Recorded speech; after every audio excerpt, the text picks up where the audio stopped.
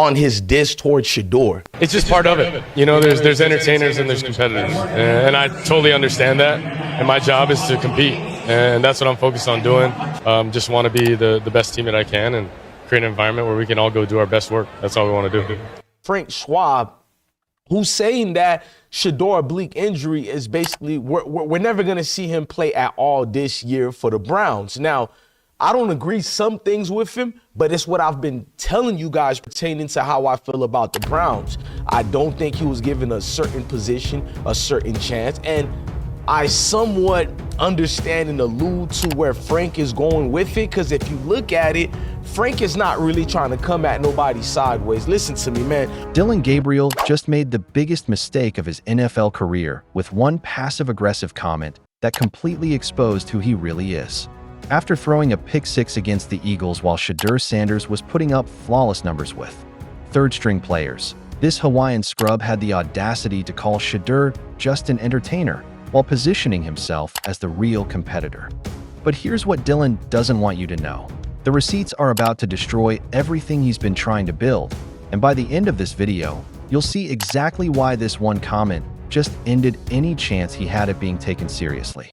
In the NFL, the football world is about to witness the most brutal takedown in recent memory, and Dillon Gabriel just painted the target on his own back. That what's good, family? You know I don't sugarcoat anything around here, and today we're diving into some straight-up disrespectful behavior that's got the entire football world talking. Before we even get into this mess, let me tell you something. I called this from day one. I've been watching Dillon Gabriel since he was throwing picks at Hawaii in high school, through his mediocre runs at UCF, Oklahoma, and Oregon. This dude has been average for what feels like 100 years in college football, and now he wants to talk slick about Shedeur Sanders. Let me paint the picture for you, because the mainstream sports media won't give you the real story. After Saturday's Eagles game, Gabriel made this passive-aggressive comment about entertainers versus competitors that everyone knew was aimed straight at Shedeur. Now Gabriel is backtracking faster than a politician during election season, claiming it wasn't about Shedeur. But we all know what time it is, don't we? Here's the thing that's got me heated. This whole situation perfectly exposes the double standards we've been talking about for years. Shedeur was out with an injury, so Gabriel got his chance to shine. And what did this so-called competitor do with his golden opportunity? He threw a pick-6 that had him looking like his girlfriend just broke up with him. You want to know what's really going on here? Let me break down what actually happened in that Eagles game, because the narrative they're pushing is complete garbage. Dillon Gabriel got every single advantage that Shedeur never received. While Shedeur was out there earlier this preseason playing with third and fourth string offensive linemen, literal Uber drivers and cab drivers, Gabriel got the full first-team treatment with maximum protection packages. I'm going to explain to you what happened. Kevin Stefanski did not give Shedeur help the way they did Gillen. Kevin Stefanski gave Shedeur third strings and fourth strings and barely any second strings. Cab drivers and Uber drivers did not give him protection. Speaking of protection, this was like the first time in the history of preseason where every single offensive play, Dillon Gabriel was given full max protection. If you guys don't know what that is, instead of your regular interior linemen, you got two tight ends helping to block, you got your fullback and running back blocking, and your receivers helping to block. I watched this entire game live on my channel, and I called the interception before it happened. That's how predictable this dude is. Gabriel was getting max protection. That's two tight ends, fullbacks, running backs all blocking for him. Basically 7 guys protecting one mediocre quarterback. You know what that tells you? Even the coaching staff knows he can't get it done on his own, and the moment pressure hit him, pick-6, game over. The same Dillon Gabriel we've seen choke under pressure for years. But here's where it gets disrespectful. Instead of taking accountability for his trash performance, this dude decides to throw shade at Shedeur Sanders, calling him an entertainer while painting himself as the competitor. Bro, you just threw an interception to practice squad players. The whole NFL world saw that pick-6, and your response is to disrespect the most professional young quarterback in the league? Shedeur has never said one negative word about you. Dillon, he's defended you multiple times when I told him to be careful about doing that. And this is how you repay that respect? So let's move forward to more what I'm, gaining to and towards. So Listen, Yahoo Sports overreacted and they just wanted to have a new argument. So it's a convenient way to say, sorry, kid, we'll stat you, maybe we'll injury reserve you, maybe we'll cut you, put you on the practice squad, and we don't have to deal with the backlash of actually saying we don't want you. See, it helps them in their situations where they understand the backlash that's coming. Let me give you the real comparison that nobody wants to talk about. When Shedeur played earlier this preseason, he went 14 of 23 with a 106 quarterback rating, 0 interceptions. And he was doing it with the practice squad. No first-team protection, no easy dump-off passes, just pure arm talent and football IQ against actual defensive starters. Gabriel goes 13 of 18 with the first team everything against Eagles' third stringers and still manages to gift wrap an interception. Then has the nerve to call Shedeur an entertainer. The audacity is unreal. But here's what really gets me fired up about this whole situation. Some fans are actually saying Gabriel looked way better than Shedeur Sanders after this performance. Are we watching the same game? This is exactly what I've been warning y'all about. There's a certain segment of people who will move the goalposts so far for certain quarterbacks that we might as well be playing a different sport. You want to know why Gabriel felt comfortable making that comment? Because he knows exactly who he's pandering to. He understands there's a community out there that's been waiting for any excuse to diminish what Shedeur brings to the table. So he throws out this entertainer versus competitor nonsense, knowing it'll play right into their biases. Let me tell you something about real competitors, Dylan. Real competitors don't throw other players under the bus after they have a bad game. Real competitors don't make passive-aggressive comments during interviews. Real competitors take responsibility for their mistakes and get better. You know who does that? Shedeur Sanders. The Browns coaching staff knows what they have too. Teams were immediately calling Cleveland trying to trade for Gabriel after they drafted Shedeur. That should tell you everything about how the league views this so-called quarterback competition. They're ready to move Gabriel for spare parts. And let's talk about what happened after that interception, because this is where you really see someone's character. Shedeur throws a pick, he forgets about it immediately and comes back stronger. That's that Brett Favre mentality. Elite quarterbacks have short memories.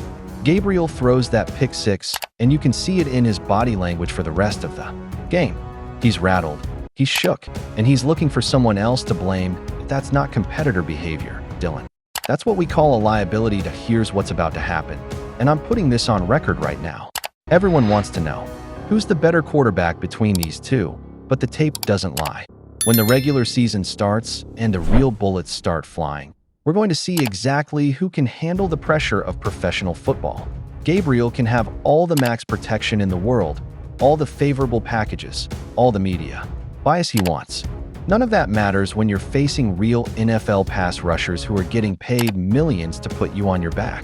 And based on what we've seen, this dude ain't built for that life. The most frustrating part about all this? Shedeur continues to take the high road. He's not out here making inflammatory comments or throwing teammates under the bus. He's just putting his head down, working hard, and letting his play speak for itself. That's what real professionals do. But I'm done with the high road narrative when it comes to defending our people. Dylan Gabriel wanted to start something with that comment, so let's finish it. You called Shedeur an entertainer? Let's see who's entertaining the crowd when you're throwing pick sixes in primetime games. The Browns organization better understand what they have in Shedeur Sanders before it's too late. This is a Big 12 Offensive Player of the Year who fell to them in the 5th round due to circumstances beyond his control. Meanwhile, they used a 3rd-round pick on a quarterback who's been mediocre at every stop in his career. You want to know what's really going to happen? Gabriel's going to continue making these types of comments because he knows his window is closing fast. He can feel Shedeur breathing down his neck, and instead of rising to the challenge, he's choosing to be petty and disrespectful. Yet that's not how champions are made. Bro, champions elevate everyone around them. They don't tear people down to make themselves look better. Shedeur Sanders is showing championship DNA every single day, while Gabriel is showing exactly why he's been a journeyman his entire college career. The funniest part about this whole situation, Gabriel had an up and down day both on and off the field, but somehow he thinks he's in position to criticize anybody. You had one job, Dylan. Go out there and prove you deserve to be on an NFL roster. Instead, you threw an interception and then threw your teammate under the bus. That's not competitor behavior. That's coward behavior. And for all the Browns fans who might be upset with me calling this out, I'm doing this because I want your team to succeed. You can't build a winning culture when you have players making divisive comments about their teammates. Championship teams stick together. They don't tear each other down in media interviews. Shedeur Sanders has been nothing but professional since day one. He's shown up, put in the work, and carried himself with class. Meanwhile, Gabriel is out, here making comments that create unnecessary drama and division in the locker room. Which one of these quarterbacks sounds like a leader to you? The writing is already on the wall for this situation. Gabriel knows his days in Cleveland are numbered, so he's trying to create narratives that might give him some separation. But here's the problem with that strategy. Performance matters more than politics in the NFL, and when it comes to performance, Shedeur Sanders has been superior in every measurable way. Better completion percentage, higher quarterback rating, 0 interceptions, and he's doing it with less talent around him. Those are facts, not opinions. So Dylan, since you want to talk about entertainers versus competitors, let me give you some free advice. Real competitors let their play do the talking. Real competitors don't need to diminish others to elevate themselves. And real competitors definitely don't throw interceptions and then blame it on everyone else. Shedeur Sanders is everything you wish you could be as a quarterback. He's got the arm talent, the football IQ, the leadership qualities, and most importantly, the mental toughness to succeed at this level. You've shown none of those qualities consistently throughout your career. The Browns have a decision to make, and if they're smart, they'll recognize what they have in Shedeur Sanders before another team does. As one NFC executive said about having 2 quarterback prospects, if you can have 2 at-bats instead of 1, I don't think it's a bad idea. But when one of those at-bats is clearly superior to the other, the choice becomes obvious. This whole situation could have been avoided if Gabriel just focused on his own game instead of worrying about what Shedeur brings to the table. But jealousy makes people do stupid things, and that comment was about as stupid as it gets. Look, I've been covering football for years, and I've seen this same script play out over and over again. Mediocre players trying to tear down exceptional talents because they know they can't compete on merit alone.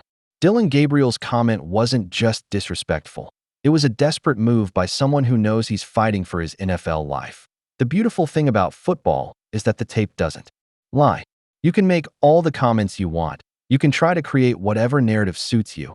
But when you step between those lines, your play speaks louder than your words. And right now, Shedeur Sanders' play is screaming championship potential, while Dylan Gabriel's play is whispering journeyman backup at best. The real question Cleveland needs to ask themselves is simple.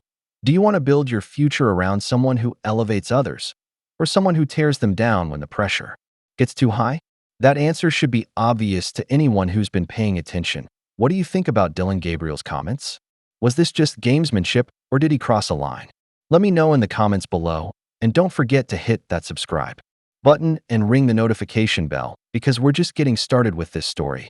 More explosive content coming your way all week long.